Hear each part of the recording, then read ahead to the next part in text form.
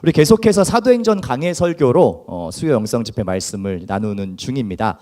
총 40주간 사도행전의 모든 본문을 저희가 쭉 순차적으로 다루게 될 텐데, 오늘은 그 세 번째 시간으로 오순절에 성령이 임하시다라는 제목으로 말씀을 나누고자 합니다. 바라는 것은 이 사도행전의 말씀 하나하나가 그저 기록된 과거의 말씀이 아니라 여러분들의 삶에 실제적인 오늘 역사하시는 말씀으로 들려지기를 바라고요. 또 이 말씀을 붙들고 우리가 뜨겁게 기도할 때에 성령의 충만함을 통해서 우리의 모든 삶의 자리에서 참된 그리스도인으로 살아갈 힘을 주시기를 주님의 이름으로 축원합니다. 아멘. 예, 오늘 이제 사도행전 강해 세 번째 시간입니다. 그런데 저는 항상 설교할 때 복습을 한번 하고 합니다. 왜냐하면 생각보다 저희가 금방 잊어버려요. 여러분 다 잊고 오셨죠? 예, 감사합니다. 그래야 또 이렇게 앞에서 얘기를 해도 새로우시고, 그죠? 자, 우리가 사도행전 1장의 본문을 2주간 살펴봤습니다. 사도행전 1장에 크게 두 가지의 중요한 사건이 있었습니다. 첫 번째 사건은 무엇이었죠? 혹시 기억나세요? 제일 처음 1장을 열면서 예수님께서, 잘 말씀해 주셨는데 다시 한번 큰 목소리로요. 예수님의 승천. 그렇습니다. 예수님께서 제자들을 떠나서 승천하시는 장면이 있었고요. 그리고 지난주에는 우리 김보람 목사님이 설교를 잘 해주셨는데 어떤 사건이 있었습니까? 가롯 유다의 빈 자리를 채우는 사도를 제비 뽑아 세우는 사건을 함께 살펴보았지요. 오늘 우리가 이제 나누게 될 사도행전 2장의 이야기는 여러분께서 어쩌면 사도행전에서 가장 익숙하게 많이 들어보시고 잘 알고 계시는 그 유명한 오순절 성령 강림 사건입니다.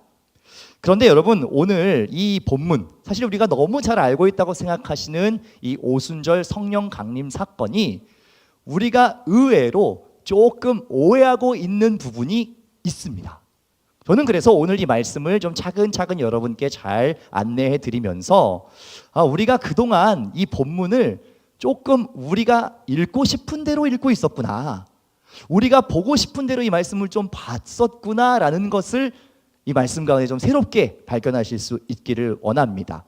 그러면 왜 우리가 그동안 이 본문을 조금 우리 마음대로, 우리 원하는 대로 읽었다라고 제가 왜 말씀을 드리냐면, 성령에 대한 우리의 오해 때문에 그렇습니다. 여러분, 제가 한번 질문을 드려볼게요. 여러분, 성령이라고 하면 어떤 것들이 떠오르십니까? 성령 딱 들었을 때 어떤 이미지 아니면 어떤 느낌, 어떤 것이 떠오르세요? 성령, 불. 예. 여러분 아주 그 어떤 열정이 느껴져요. 성령, 불. 또 있습니까? 성령 그러면 네? 방언. 여기 제가 보니까 그 조금 이제 은사 이제 그런 분들이 좀 있으신 것 같고, 방언. 또 어떤 거 있어요?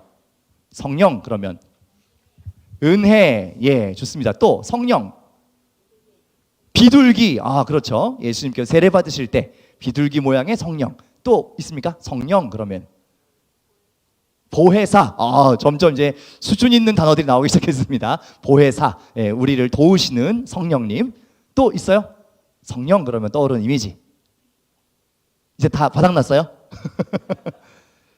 바람도 있죠. 바람, 그죠? 오늘 말씀에 보면 바람, 이런 이미지도 있습니다. 많은 분들이 성령 그러면 지금 말씀하신 대로 불, 바람, 뜨거움, 방언, 은사, 열정, 이런 것들을 떠올리실 겁니다. 그래서 이런 표현 많이 쓰시는 것 같아요. 성령의 불을 받아야 된다. 많이 들어보셨죠? 어디 가면 특히 많이 듣습니까? 기도원 가면, 그죠? 산 속에 있는 기도원에 가면 가갖고 먼저 이제 하시는 게 성령 불 받아라, 이렇게 해가지고 막 뭐 좀 던져주시고 주고받고 이렇게, 예, 성령의 불을 받아야 된다, 이런 얘기도 있고요. 그래서 여러분, 기도의 이름을 지을 때, 장명할 때도 제일 그 강력한 기도의 이름이 뭔지 아세요? 불바람 기도예요. 불바람, 이런 거 들어보셨죠? 불 플러스 바람, 그래서 불바람 기도회, 이런 것도 있고요. 어떤 분들은 성령이 이렇게 임하면은 온몸에 뜨겁고 전기 같은 게 흐른다, 이제 이런 경험을 간증하시는 분들도 계시는 것 같아요. 그리고 아마 여기도 계실 듯한데, 그 순복음 교단에서 혹시 신앙생활을 하신 분들은 항상 성령의 이 역사하심을 뭘로 확인해야 된다 그래요? 방언을 받았는가, 방언을 할 수 있는가 하는 것들을 이야기하기도 하죠. 저 역시도 그 신대원 면접 때 굉장히 재밌는 에피소드가 있었습니다. 제가 방언의 은사가 있을까요, 없을까요? 다시 한번 확신을 가지고 말씀해 주세요. 있을까요, 없을까요?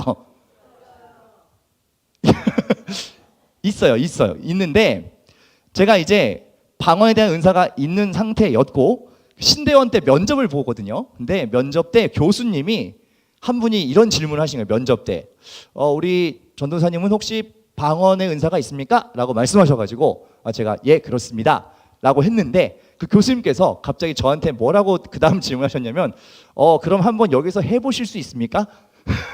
라고 말씀을 하셨어요. 되게 곤란한 상황이죠. 그럼 어떻게 해야 돼요? 저는? 어떻게 해야 돼요? 어떻게 하긴요. 두 손을 가지런히 모으고 신대원 합격해야 되잖아요. 두 손을 가지런히 모으고 짧게 이렇게 기도를 했습니다. 근데 되게 민망하더라고요. 근데 그러더니 교수님이 뭐 통변의 은사도 있으십니까? 그래서 그것은 아직 받지 못했습니다. 이렇게 얘기했더니 예 알겠습니다라고 이제 말씀하셨던 뭐 그런 에피소드도 있어요. 그 외에도 여러분 성령을 받으면 여러 가지 은사가 나타나죠. 뭐 신유, 축사, 예언, 방언, 통변 이런 새로운 능력들을 뭐 이렇게 장착하게 된다 그런 이야기도 들어보셨을 거예요. 그럼 여러분 이런 이미지가 다 어디서 온 거라고 생각하세요? 성령 그러면 막 불, 바람, 뜨거움, 방언, 은사, 열정 이런 거 다 어디서 온 이미지인가요? 어디서 왔을까요? 오늘 우리가 읽은 사도행전 2장의 말씀에서 왔습니다. 우리 1절부터 4절까지의 말씀을 다시 한번 함께 읽도록 하겠습니다. 시작. 오순절날이 이미 이름에 그들이 다 같이 한 곳에 모였더니 호련히 하늘로부터 급하고 강한 바람 같은 소리가 있어 그들이 앉은 온 집에 가득하며 마치 불의 혀처럼 갈라지는 것들이 그들에게 보여 각 사람 위에 하나씩 임하여 있더니 그들이 다 성령의 충만함을 받고 성령이 말하게 하심을 따라 다른 언어들로 말하기를 시작하니라. 아멘. 여기에 보면 지금 우리가 얘기한 성령에 대한 여러 가지 이미지들이 다 나오고 있습니다. 급하고 강한 바람, 불의 혀, 다른 언어들로 말하는 방언 이런 표현들이 여기 다 나와 있죠. 그러니까 우리는 성령 그러면 이런 겉으로 드러난 현상들을 자연스럽게 떠올리게 된다라는 것입니다. 그런데 여러분 우리가 이 말씀에서 주목해야 하는 것은 성령에 대한 이런 현상에 대한 묘사가 아닙니다. 더 중요한 것이 있어요. 더 중요한 것. 그게 뭐냐면 성령이 왜 오셨을까? 그리고 성령이 오시면 어떠한 일이 벌어지는가 하는 것을 주목해야 돼요.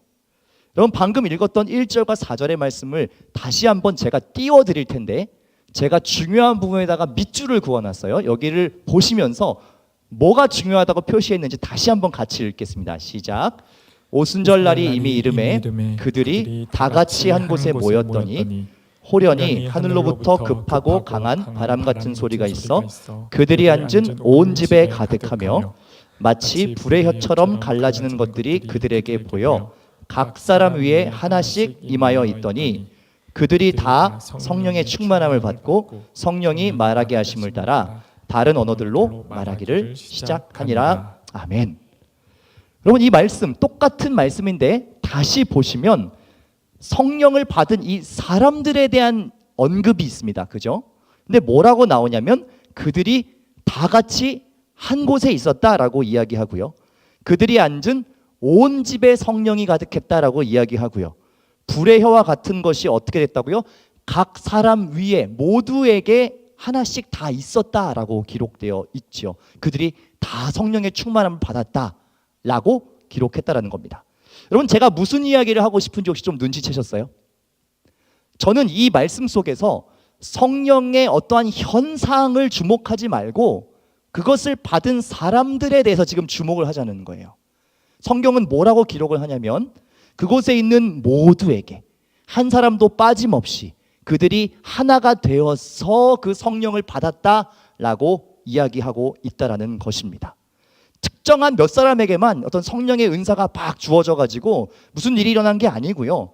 거기 있는 모든 사람에게 동일하게 그리고 공평하게 차별 없이 성령이 다 주어졌다라는 것입니다. 저는 이것을 우리가 절대 놓치면 안 된다라고 생각합니다. 왜냐하면 성령께서 오시는 사건은요, 아주 특별한 체험이나 소수의 누군가에게만 주어져서 그것이 특권이 되고 다른 사람들을 마음대로 할 수 있는 무슨 신령한 능력이 주어지는 게 아니라는 사실이에요. 오히려 반대로요, 성령이 오시면 모든 다름, 모든 차이, 차별, 높음과 낮음, 그 모든 것들이 복음 안에서 하나 되도록 만드신다라는 겁니다. 이것이 중요한 거예요. 그런데 우리는 그동안 성령을 자꾸 오해해서 어떤 특정한 사람들에게만 주어지는 것, 그래서 그것이 어떤 능력이 되고 권력이 돼가지고 이걸 가지고 사람들을 통제하려고 하는 그런 실수들을 우리의 역사에서도 많이 해왔어요. 사실은 성령은 그러한 것이 아니라 오히려 모든 높아진 것들을 낮아지게 하고 모든 골짜기들을 메워서 평평하게 만들고 하나 되게 만드는 것, 이것이 성령의 역사하심이다라는 것입니다. 선지자 이사야 또한 누가복음 3장 4절에서 6절 이 말씀에 누가가 이사야의 말을 인용해 두었는데 우리 이 말씀을 한 목소리로 함께 읽겠습니다.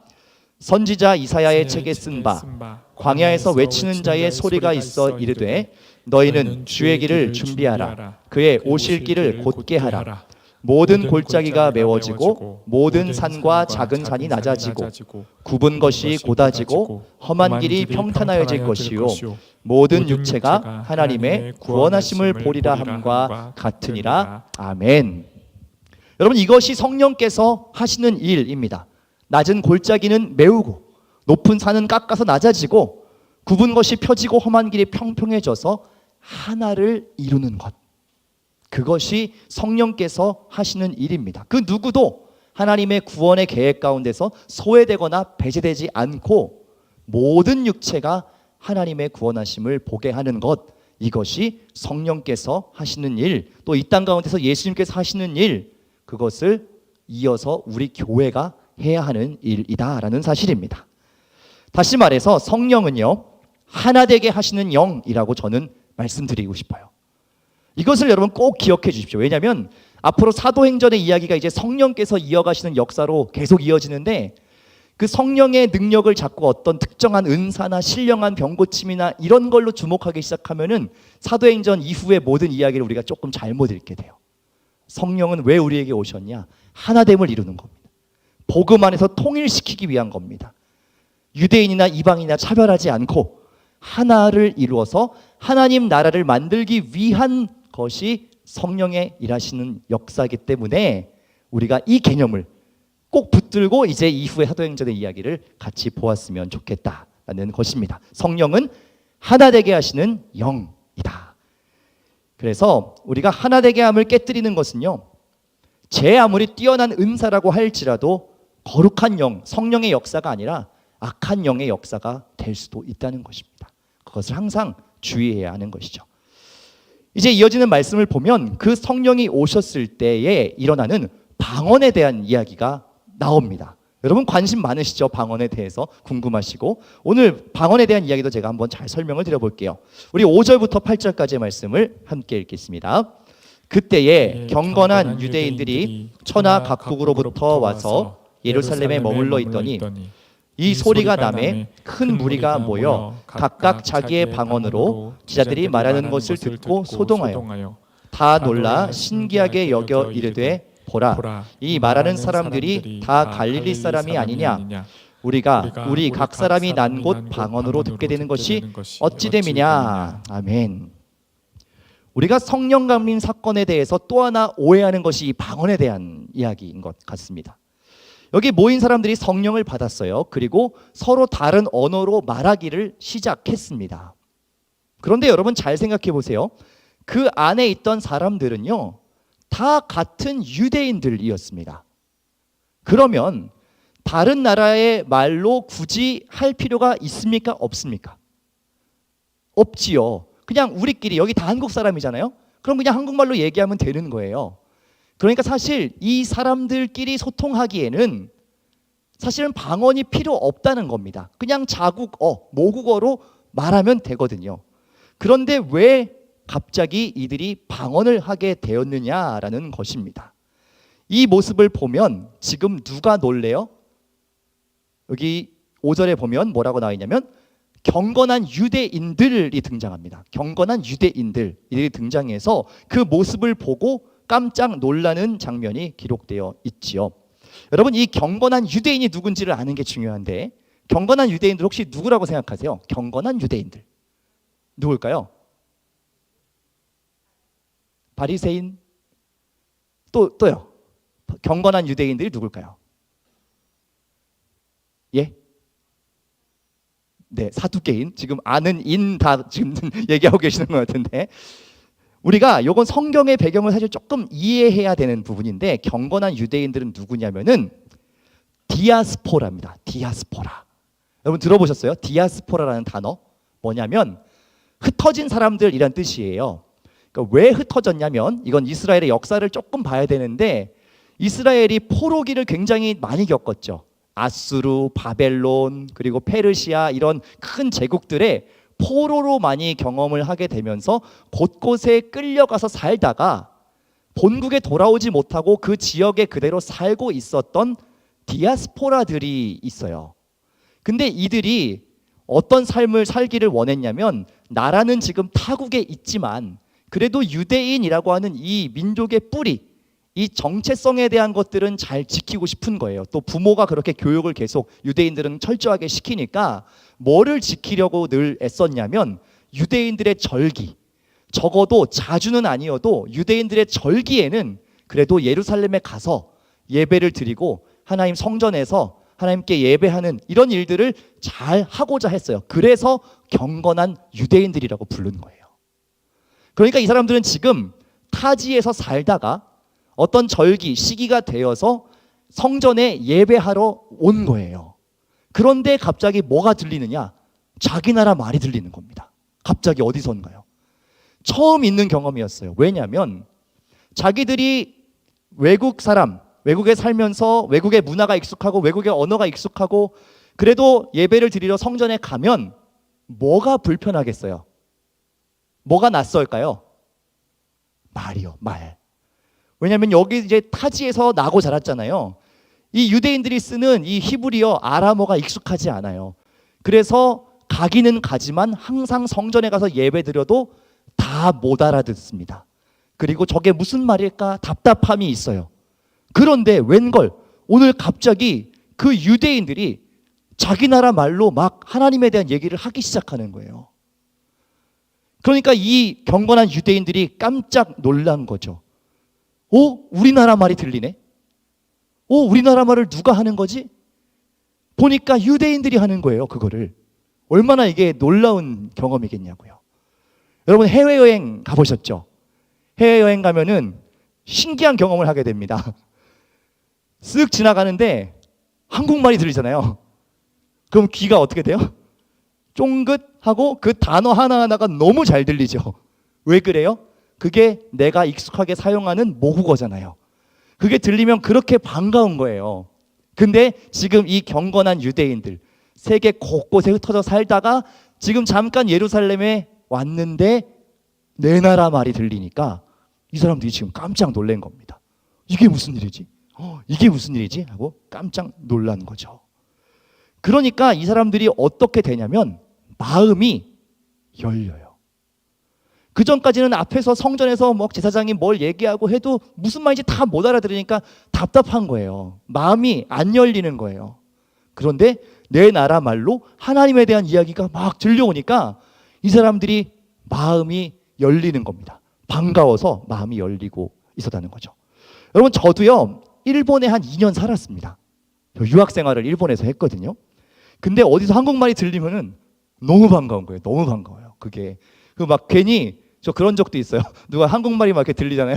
아무 관계도 없는 사람인데 한참 따라가요. 이렇게 들으면서 무슨 얘기 하나 이렇게 재밌어가지고 그럴 정도로 타지에서 내 나라 말을 듣는다라는 거는 엄청나게 감격스러운 경험이거든요. 이 디아스포라들도 그래서 놀란 겁니다. 지금 와 내가 우리말로 하나님에 대해서 듣게 되네. 야 이게 무슨 일인가?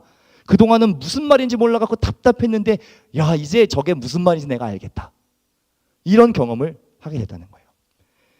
사랑하는 여러분, 이 경건한 유대인들, 디아스포라들에게 지금 하나님께서 환대를 베푸시는 거예요. 뭘로요? 이들의 언어로. 이들이 들을 수 있게 직접 하나님이 이들을 부르시고 있었다라는 거죠. 마음이 열렸습니다. 그동안은 자신들이 여기에 와도 이방인 같았어요.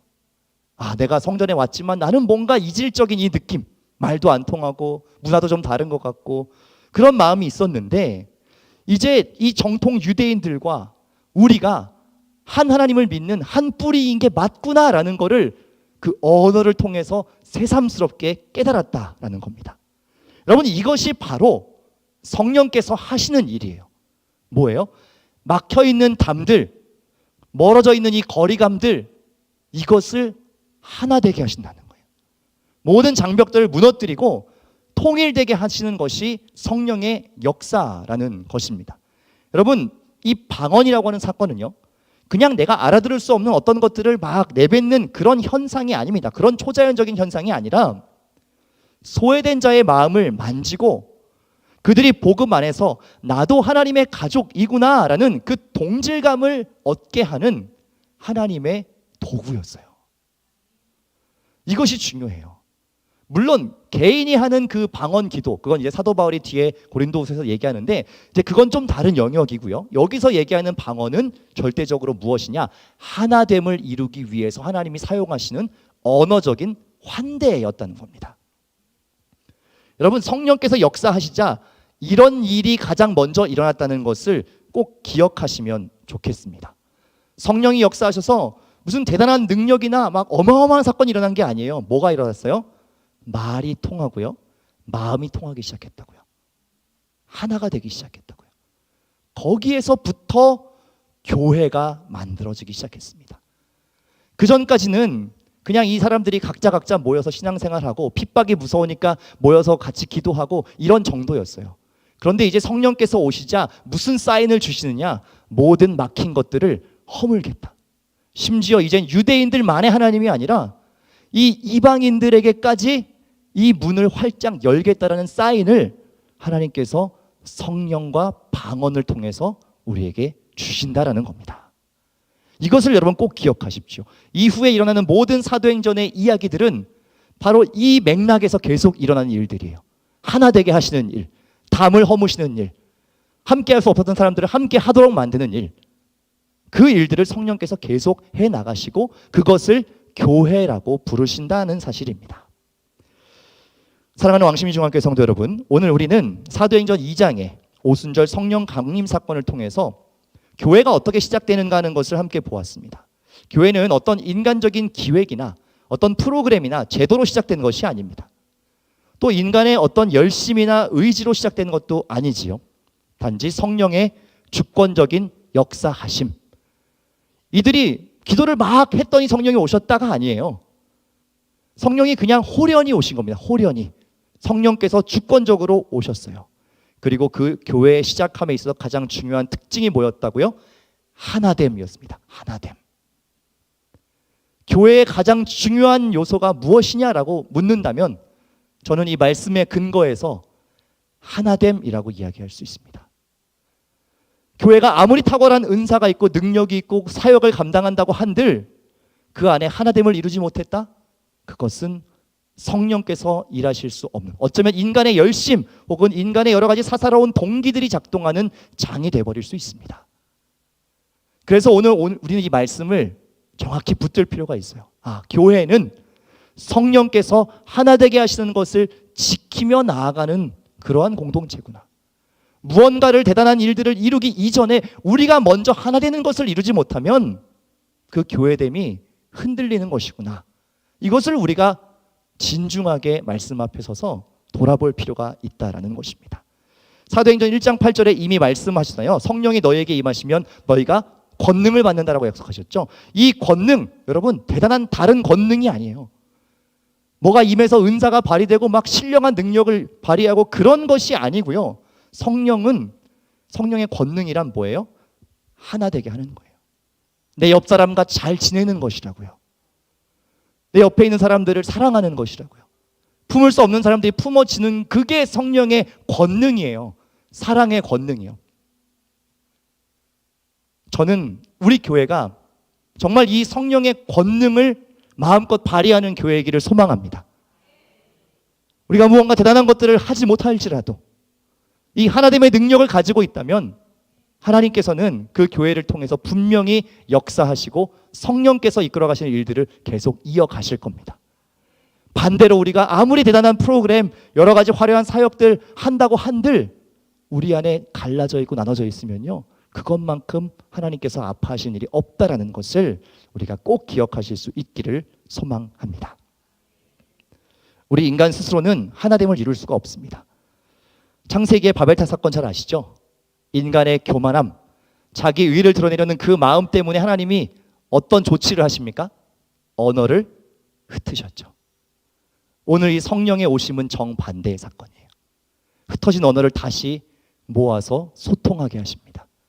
하나 되게 하시고요, 인간의 높아진 것들을 다 동등하고 평등하게 묶어내십니다. 그 바벨탑의 비극이 이제 성령 안에서 소통의 언어로 다시 회복된 사건입니다. 성령께서는 각자 다른 지역과 문화에서 온 사람들을 그들의 언어로 환대하셨고 소외된 자들을 하나님의 가족으로 묶어주셨습니다. 이 오순절 성령 강림 사건이 교회를 시작시켰습니다. 교회 안에는 지위의 고하도 없고요, 인종의 차이도 없고요, 지역적인 편견도 없습니다. 다 갈릴리 사람들이 아니냐라고 비아냥거리던 그 차별 섞인 시선을 가볍게 비웃는 성령께서는 그러한 역사를 이루신다는 겁니다. 그리스도 안에서 한 몸이 되게 하시고 한 공동체가 되게 하시고 하나됨을 이루게 하시는 그 일들을 해 나가신다는 사실입니다.